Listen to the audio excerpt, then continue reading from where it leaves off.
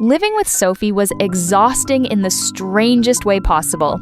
At first, I couldn't even explain why. She was friendly, clean, organized, and honestly, way nicer than most roommates people complained about online. When we first moved into the dorm, I actually felt lucky. Then, little things started bothering me. Not big things, just weird things. Like how Sophie suddenly became interested in everything I liked. The music I listened to, the cafes I visited, the skincare products I used. One time, I mentioned wanting to cut my hair shorter, and 3 days later, Sophie came back from the salon with almost the exact hairstyle I showed her. At first, I laughed about it. "Are you secretly trying to become me?" I joked. Sophie smiled brightly. "Maybe you just have good taste." Cute answer, slightly creepy delivery. Still, I ignored it. But the longer we lived together, the more uncomfortable I became. Sophie copied things too carefully, too perfectly. It wasn't inspiration anymore. It felt like observation. One afternoon, I walked into our dorm room and immediately stopped. Sophie was sitting on my bed, scrolling through my Pinterest boards on my iPad. She looked up casually.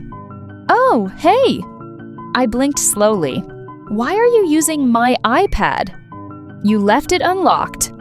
That wasn't the point. I walked over and took it from her hands. Sophie watched me quietly the entire time, and for some reason, that made me even more nervous. "You know," she said softly, "you're surprisingly protective over small things." I forced a laugh. "Because they're mine?" Sophie didn't answer immediately. She just smiled a little and looked away.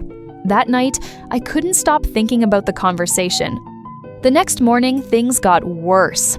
I was eating breakfast with my friend Clara near the library when Clara suddenly frowned at me. "Wait, didn't you wear that outfit yesterday?" I looked down immediately. Black sweater, white skirt. Then I froze. Because across the cafe window, Sophie was walking past outside wearing the exact same thing. Even the bag matched. Clara burst out laughing. "Oh my God, this is getting scary." I laughed too, but honestly, I wanted to throw up a little. After that, I started noticing things everywhere. The way Sophie copied my expressions during conversations. The way she started using words I always used. Even her social media captions slowly started sounding like mine. And the weirdest part? Nobody else thought it was strange. People actually started liking her more. She's so stylish.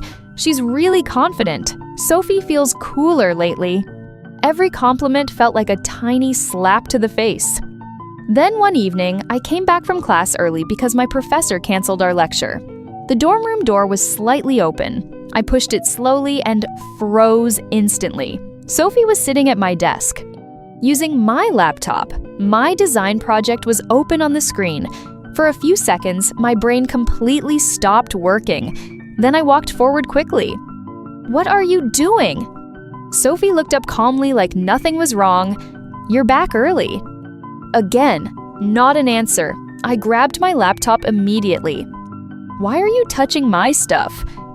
"You're acting dramatic."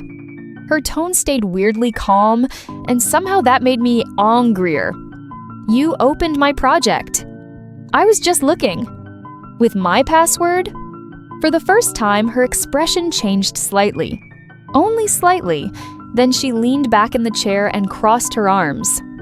"You left your password written down before." Lie. Complete lie. I never wrote passwords down. The room suddenly felt too quiet, too small. Sophie watched my face carefully for a few seconds before speaking again. "You don't trust me anymore." I stared at her. What kind of question was that? Before I could answer, she smiled faintly. "That's okay. People always become defensive when they feel threatened." Threatened? I almost laughed, but something about the way she said it made my stomach twist. 3 days later, our professor asked us to present our midterm project ideas in class. And that was the moment everything clicked. Because when Sophie opened her presentation slides, my blood instantly turned cold. The color palette was mine. The layouts were mine. Even the concept explanations sounded terrifyingly familiar. She had copy-pasted my project, Not completely, just enough to make people think she came up with it first.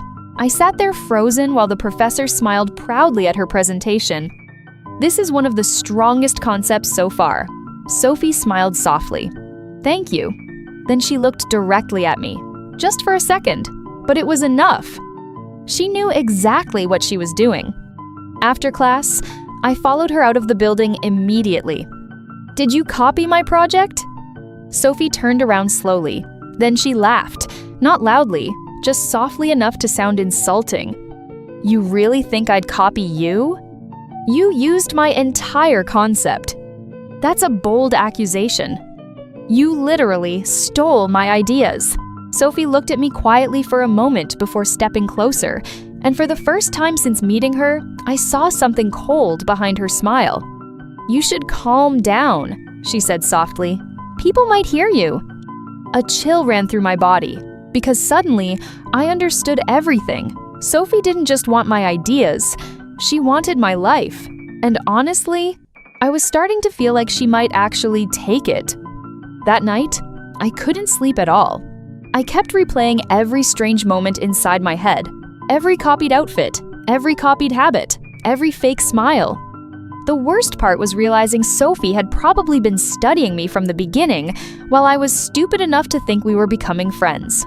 At around 2 in the morning, I suddenly sat up in bed, because I finally realized something important. Sophie only copied things she could access, which meant she was watching me constantly. A slow chill ran down my spine. Then, very quietly, I turned my head toward the other side of the room. Sophie was asleep, or at least pretending to be. For a second, I stared at her silhouette in the darkness. Then slowly, an idea formed inside my head. If Sophie wanted to become me so badly, fine. I would give her exactly what she wanted. The next morning, I smiled at her for the first time in days. And Sophie smiled back immediately. She thought she had won. That was the funny part, because she had no idea I was already preparing my revenge.